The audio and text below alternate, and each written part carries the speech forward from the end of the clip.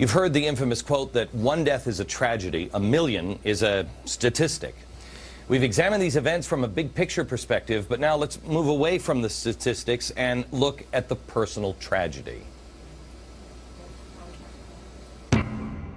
Che Guevara. His image is a global fashion phenomenon. Hopefully, by now, you know why that's so offensive to so many. But giving you the number of executions he ordered is one thing.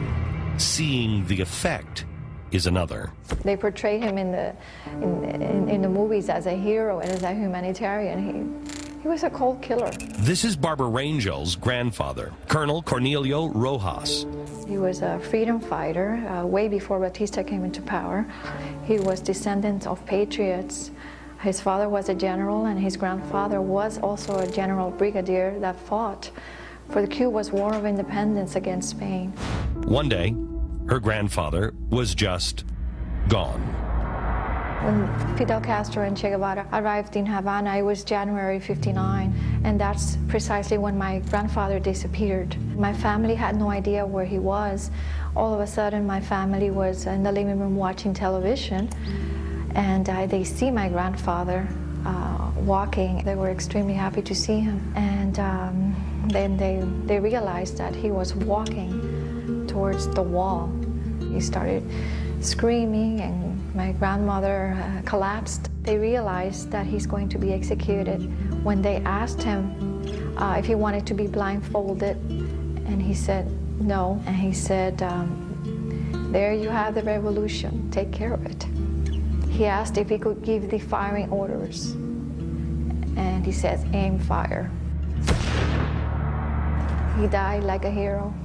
And he was executed by cowards. There was no trial whatsoever. Che Guevara did not allow a trial. He was taken prisoner at the beginning of January and executed January 7th. That is something that I will never forget. There is not one day in my life that I don't think about him. Barbara's pregnant mother was so traumatized, she went into labor 3 months early. What is a person supposed to do, you know? Rejoice for the birth of your son, or cry for the death of your father? Meet Barbara's mother, Blanca. Che Guevara me quitó lo más grande que yo podía tener en mi vida, porque para mí mi padre era lo más grande, porque él era muy buen padre. Eso me lo quitó el Che Guevara, y por eso 50 años vengo padeciendo, y nunca podré olvidar lo que me hizo.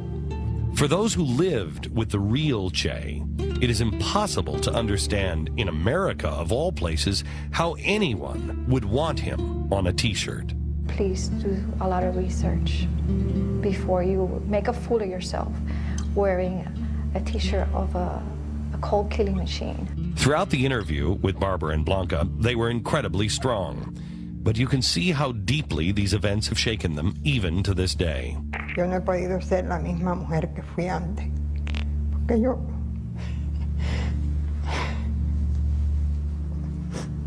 This is the real legacy of Che.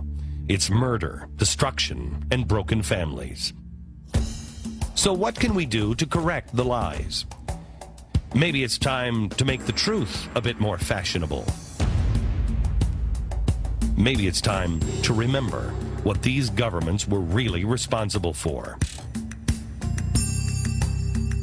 Maybe it's time to ignore the revisionist rehab of these figures and recognize who they really were.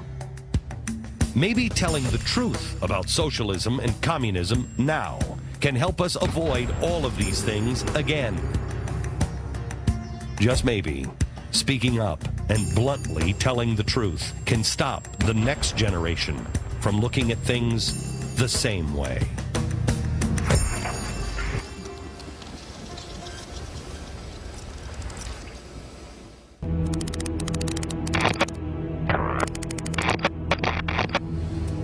Marx defines socialism as a pit stop between capitalism and communism. It isn't an endpoint. While sometimes this change happens slowly, it always ends badly, but perhaps never worse than with Chairman Mao. Great leader, great commander, and great helmsman, Chairman Mao.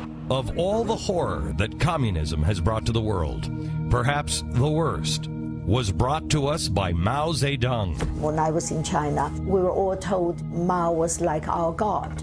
When we wanted to say what I say is absolutely true, we would say, I swear to Chairman Mao. Mao used his power to crush the Chinese people. The majority of his crimes came in two distinct waves. From 1959 to 1961 was the so-called Great Leap Forward, which was actually a gigantic leap backwards in which he tried to collectivize and communize agriculture. And they came to him after the first year and they said, well, Chairman, 5 million people have died of famine. And he said, no matter, keep going. And the second year they came back and they said 10 million Chinese have died. He said, no matter, continue. The third year, 20 million Chinese have died. And he said finally, well, perhaps this is not the best idea that I've ever had. When he was told, his people were dying of starvation, Mao said, educate the peasants to eat less. Death have benefit. They can fertilize the land. Mao's approach turned from brutal indifference to revenge. With the Cultural Revolution, his mission was to destroy both enemies and intellectuals. Professors, teachers sat in the corner with a dunce cap on them. They were made to get down on all fours and bark like a dog. Zheng Chang and her family also found themselves in Mao's crosshairs. My father was one of the few who stood up to Mao and protested the Cultural Revolution. My mother was under tremendous pressure to denounce my father. She refused. So as a result, my mother was made to kneel on broken glass. She was paraded in the streets where children spat at her and threw stones at her. She was exiled to a camp. When her father wrote to protest the Cultural Revolution, he paid the ultimate price. My mother tried to stop him. My mother said, do you want to ruin the lives of our children? So he said, what about the children of the victims? As a result, he was imprisoned, tortured, driven insane. He was exiled to a camp and died prematurely, very tragically. As a victim of Mao's crushing rule, Zheng Chang's father was not alone. Some 65 million Chinese died under Maoist communism. And Mao just didn't care. And he said for all his projects to take off, half of China may well have to die. By a ratio of 3 or 4 to 1, we certainly can say that Mao was the greatest mass murderer of the 20th century.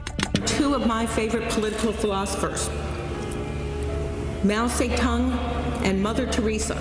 Dunn's comments, once again, highlight the odd treatment that leftist totalitarianism receives by too many in our society. Communism is looked at as something we can borrow from liberally, even today. But the truth is that it is among history's most proficient killers. According to the Black Book of Communism, published by Harvard University Press, nearly 100 million people died under communism in the 20th century. It all flows out of this idea that the communists think that they can create a new society. And anybody who gets in their way, they will cut down, they will kill, they will imprison, and they will eliminate in pursuit of that goal. With 100 million killed, communism exists in a very exclusive club, alongside with the planet's worst communicable diseases like smallpox and the bubonic plague. But it's not just communism. It is the truth of any government with too much power. Some government is necessary, too much is suicidal. Every all-powerful government has elements of what Marx called the revolutionary Holocaust, the relentless pursuit of nirvana and the price it's worth paying to get there in human life. It is only understanding history that we can stop this from happening again and again and again. America, this is only the beginning of rediscovering the things that have been lost. We've developed a whole page on this special at glennbeck.com. For more information, check it out. From New York, good night, America.